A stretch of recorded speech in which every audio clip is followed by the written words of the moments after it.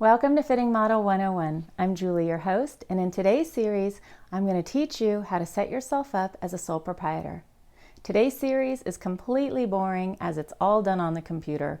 I'm going to instruct you how to apply for an EIN number, possibly get you a fictitious business name, and also set up Quickbooks so you can do your bookkeeping and accounting super easy. So I'll see you there.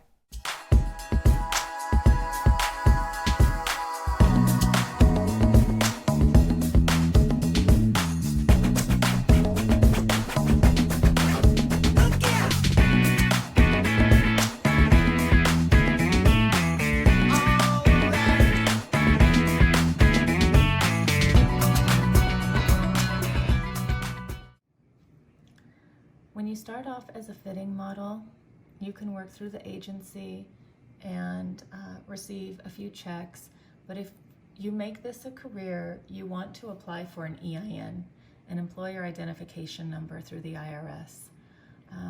Here you can see the phone number for the IRS,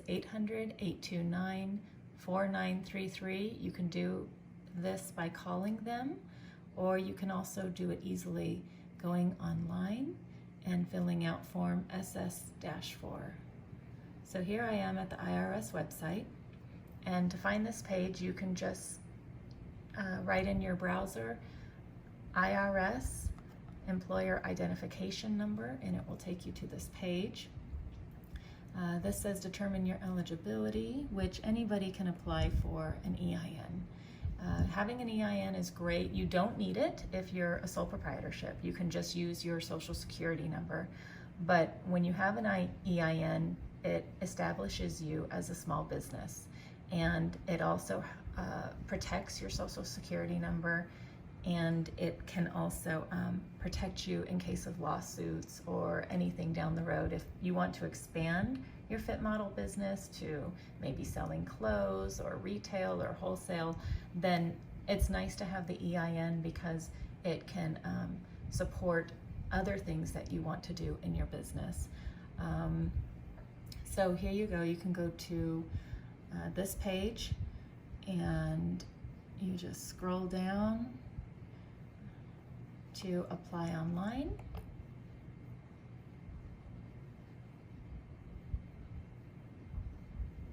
Yep, we know this.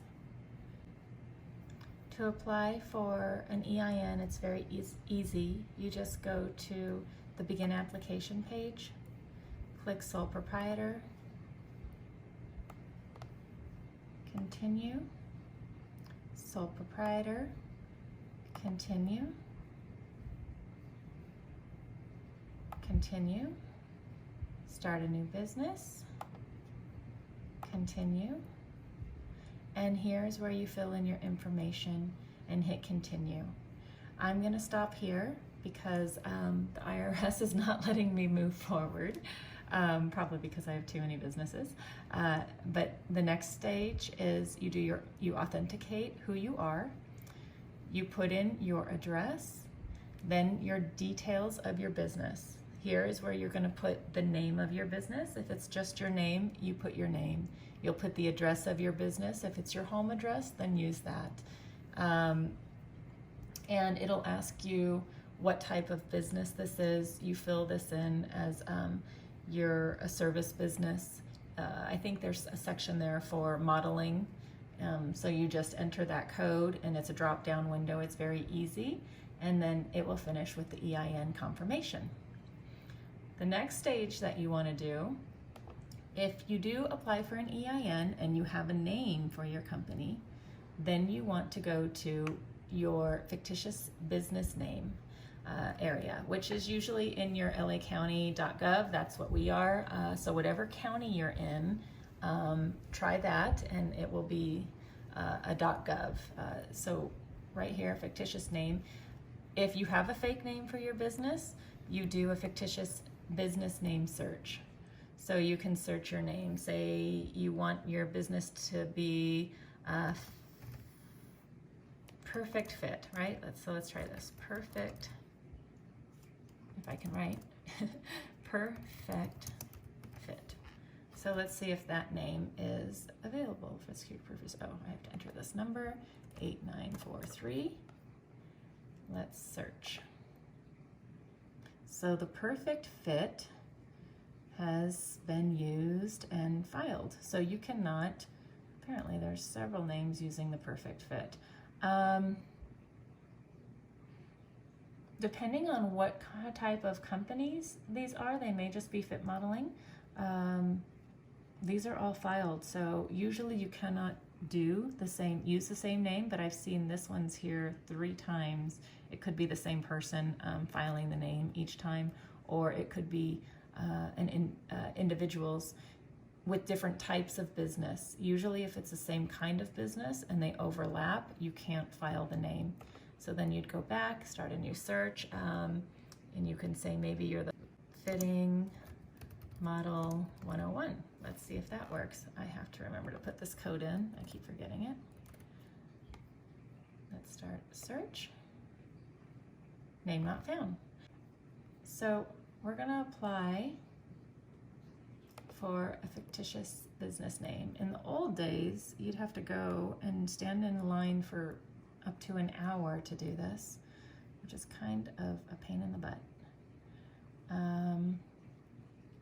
So we're going to do a mail-in, fictitious name, original. We're going to say Fitting Model 101, search.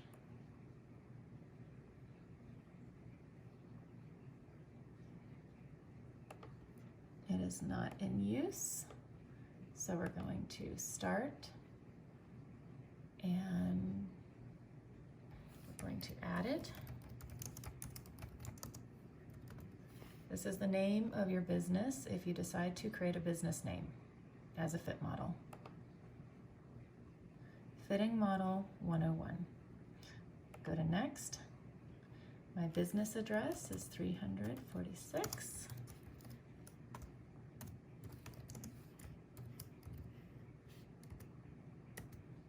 You put your business city,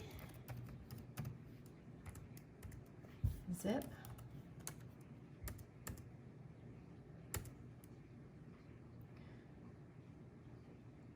and here I would put my articles of incorporation number.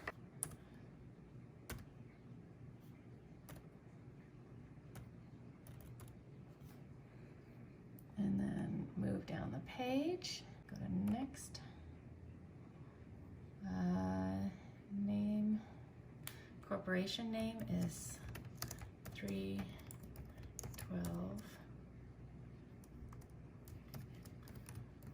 Corporation. Street address is 346.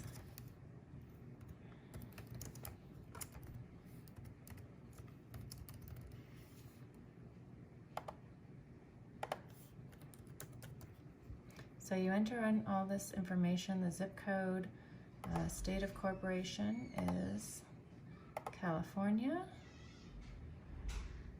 Let's say next,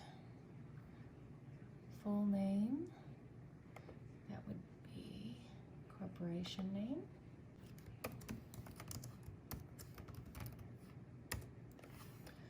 I am the president or CEO or owner, whatever you want to put. So, but basically I'm doing what you would do after you get your EIN number, but right now I'm doing it and adding a few more things because I am a corporation.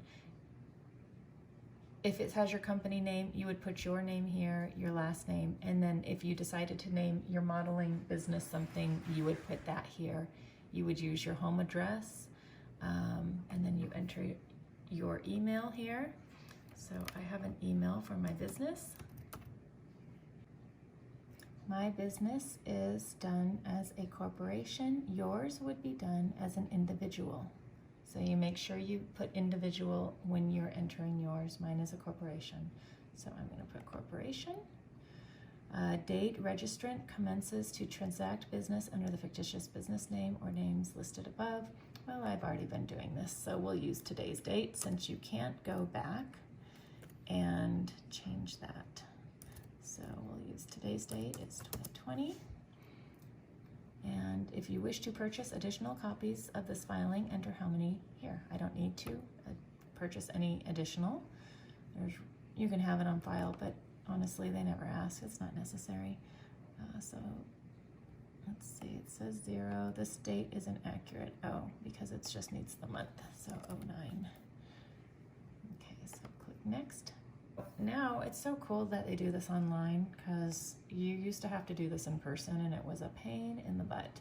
So there's my information, Julie Beyer, 312 Corporation. It is, the name I'm wanting is Fitting Model 101. That's the fictitious name under my corporation. The registered owner is 312 Corporation. Your name would be here as the registered owner. That would be whatever your name is. So if I wasn't a corporation, it would be Julie Beyer with my address. You go further down, business is conducted. It already filled it in. Mine is corporation. You will make sure this one is filled in. And it will have the date. This is the register's corporation name, 312 Corporation.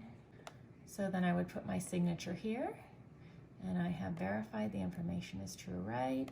I am not a robot. And then you submit the order. This is fairly easy. It's free to apply for an EIN number. So that one you don't ever have to worry about paying. Usually if you create a fictitious name, then you have to pay. I think it used to be $25. And after you have a fictitious name, then you also need to get it in print in a newspaper within 30 days. So let's see, here's my document. Everything looks correct. Let me scroll down.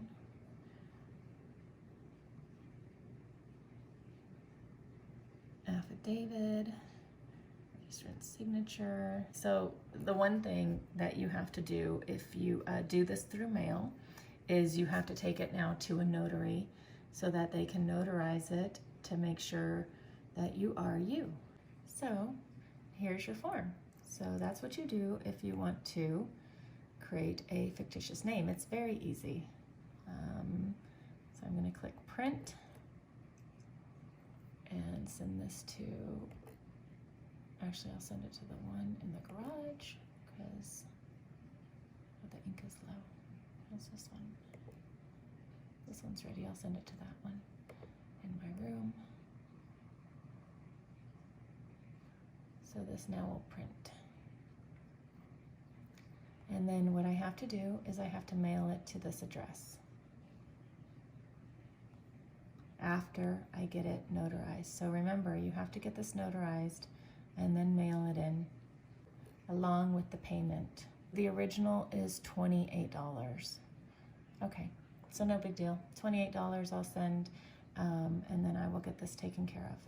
The other thing that you'll need to do is when you're done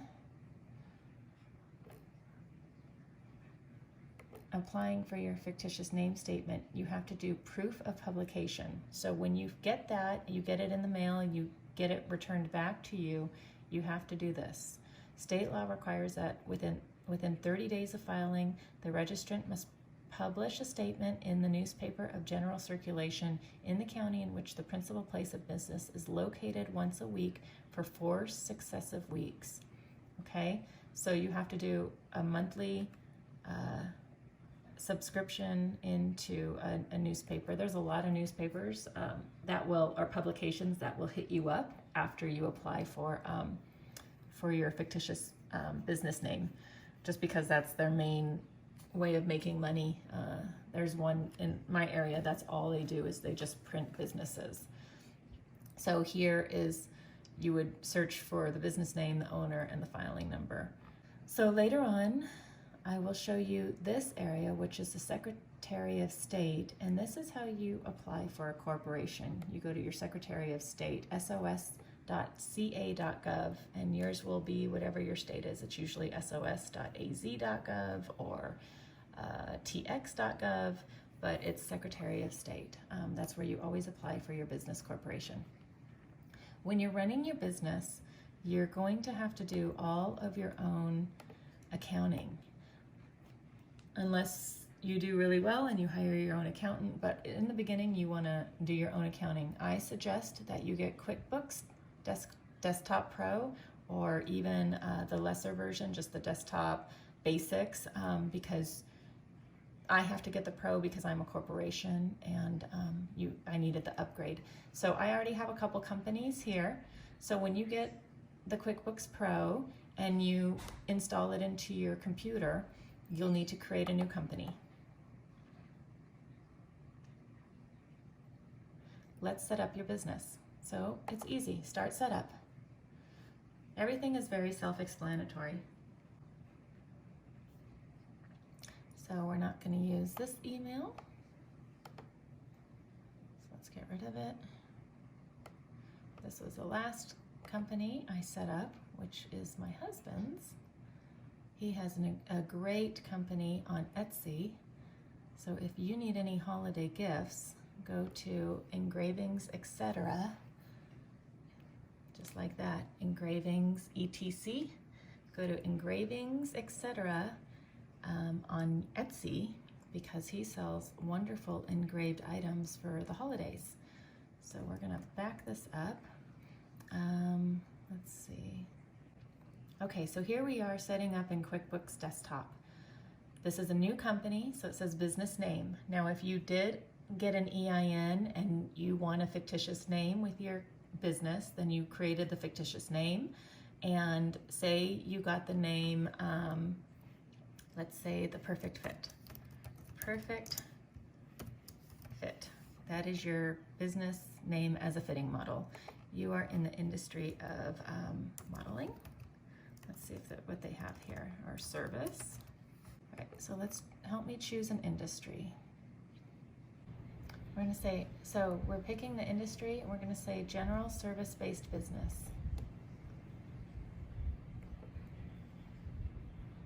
Okay. Business type. This is, remember, you are a sole proprietorship. I am an S corporation. So again, we're going to do sole proprietorship.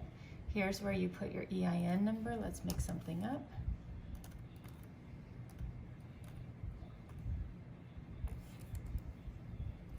So then you put in your address.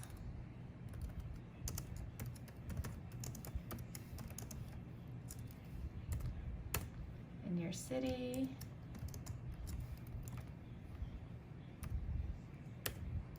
State.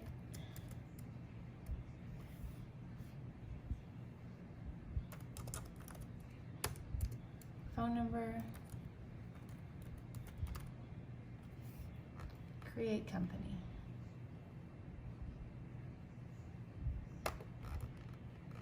Creating new company file.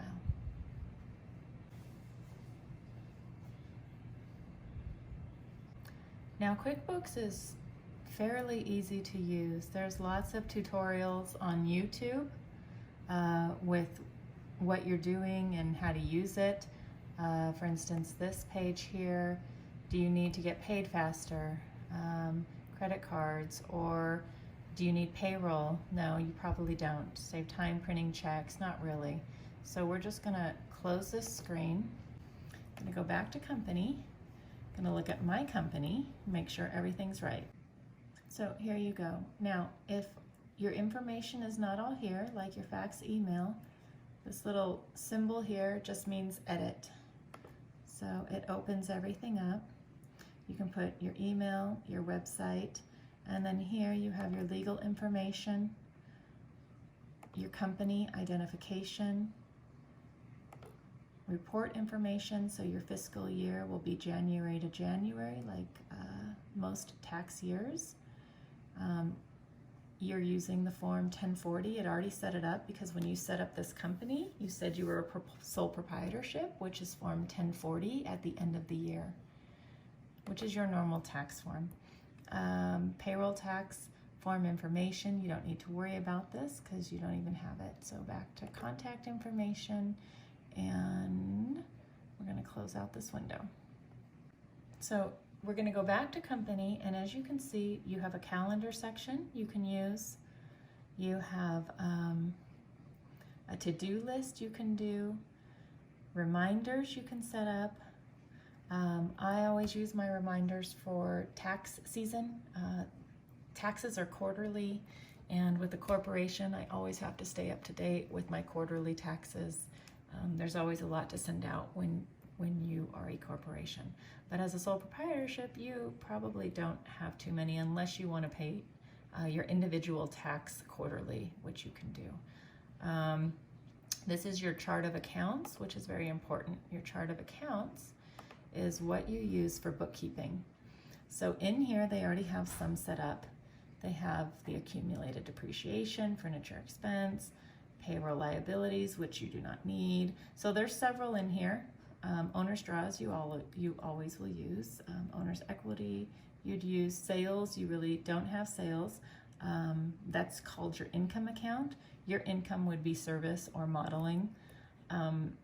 You keep your automobile expense, advertising and promotion. That will be your photographs, a website, anything that you pay for to promote yourself as a fitting model. If you still do newspaper entries, or if you use social media or any kind of source, you can usually take that as a deduction. I use, for instance, paying for internet as a deduction because that's part of my advertising and promotion. I need that to promote myself as a fitting model. Here, there's many more meals and expenses. You use that all the time because you're always out and about. And if you have so this is how you can have more write-offs as a fitting model. You have a home office where you also do something related to your business. So if I sell clothing at home, wholesale or retail, that is in home office. And if I have customers that need me outside of the home, well, then that's my drive time. And any meal expense, I'm outside of the home going to these places. That's also an expense I can take. You want to create an account. So here you go down below. We're going to create a new account. So here you can see this is an income account. Product sales, services, discounts to customers can be a service. Or an income because you deduct that from your income. And also modeling would be an income account. It's a service income. Expenses are all these ones, plus you can create your own. If you have a fixed asset, that would be building, lands, machinery, equipment, and vehicles. So if you need to buy a Toyota Prius because you have to get yourself from point A to point B, then you can actually use your Prius as a write-off in your business, because what you're going to do is you're going to set up a home office. So you have work at home and you have work away. So you can, and you use your Prius as your main vehicle for your business. So there's a lot of ways to learn how to do write-offs for your company. You just have to know how to do that. And there's lots of articles on the internet on what you can write off and what you can't write off. I find there's lots of loopholes and there's many things you can write off. So there's the banking you put here, and then you have your loans. So when you do buy your Toyota Prius, you'll create another account for loan. If you need to use your credit cards and you want to manage your credit card on Quickbooks, you can do that.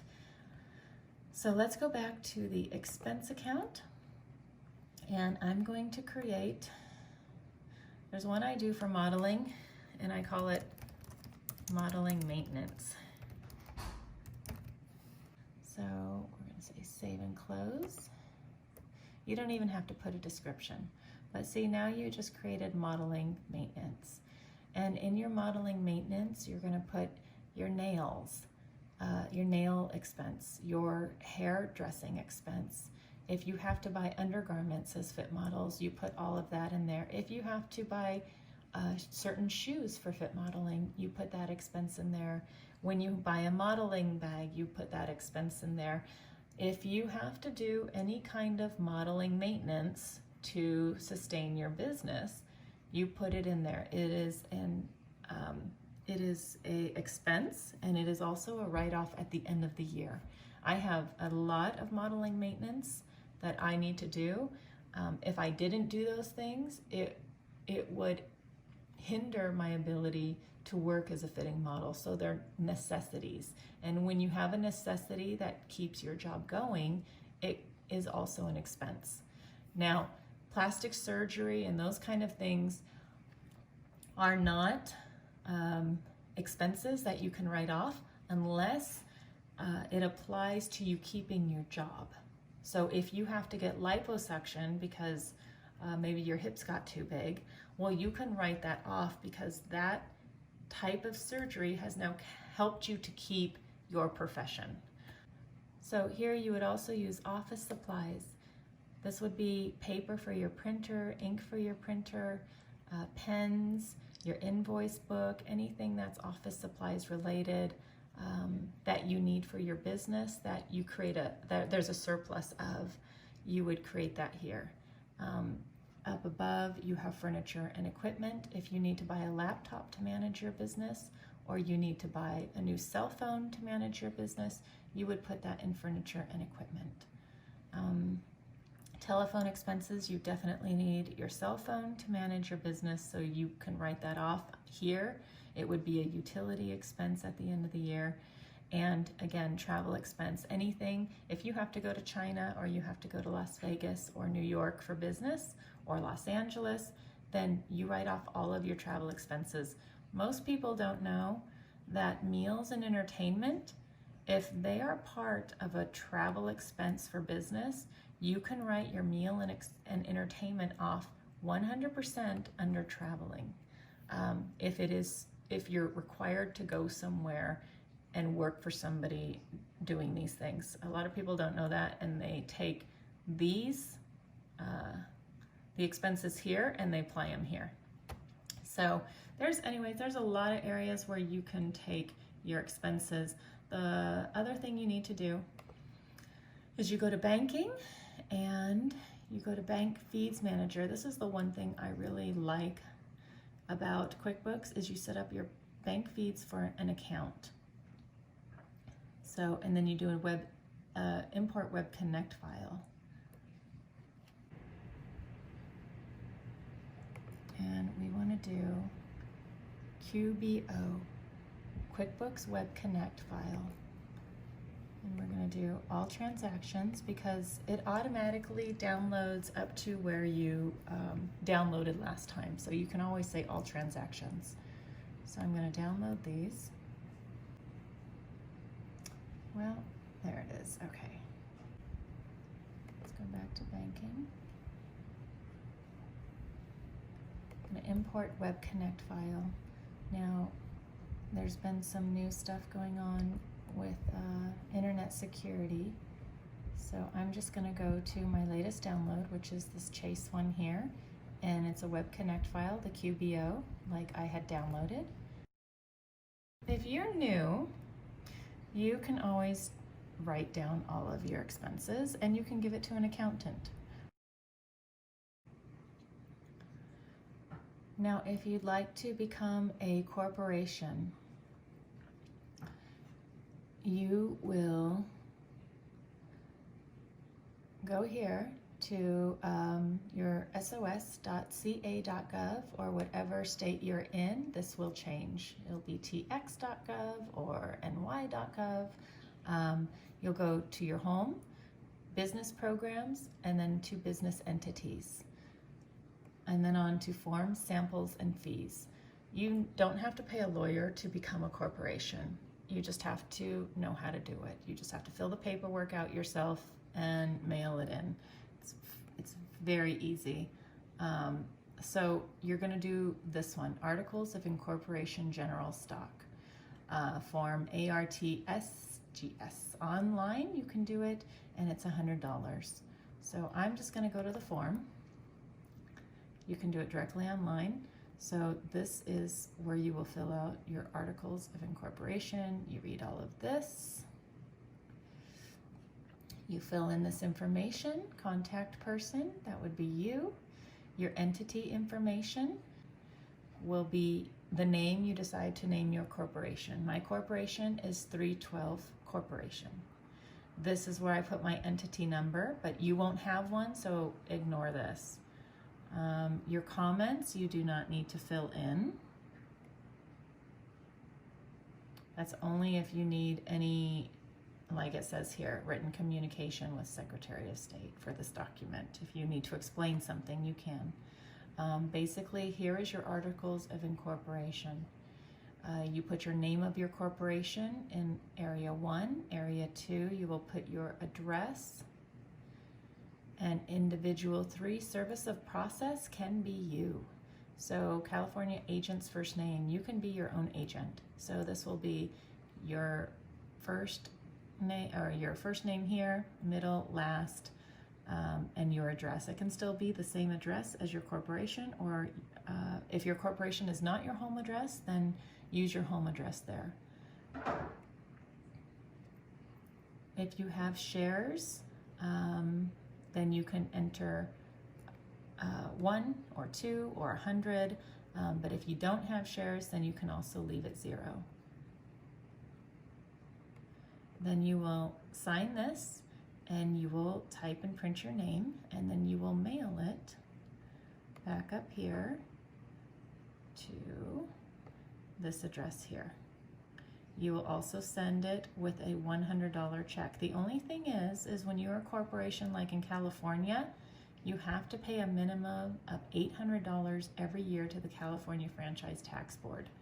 The fees are $100. Oh, here we go. If you drop it off and you take it in, you have to pay $15 for a counter drop-off fee, or you can mail this in.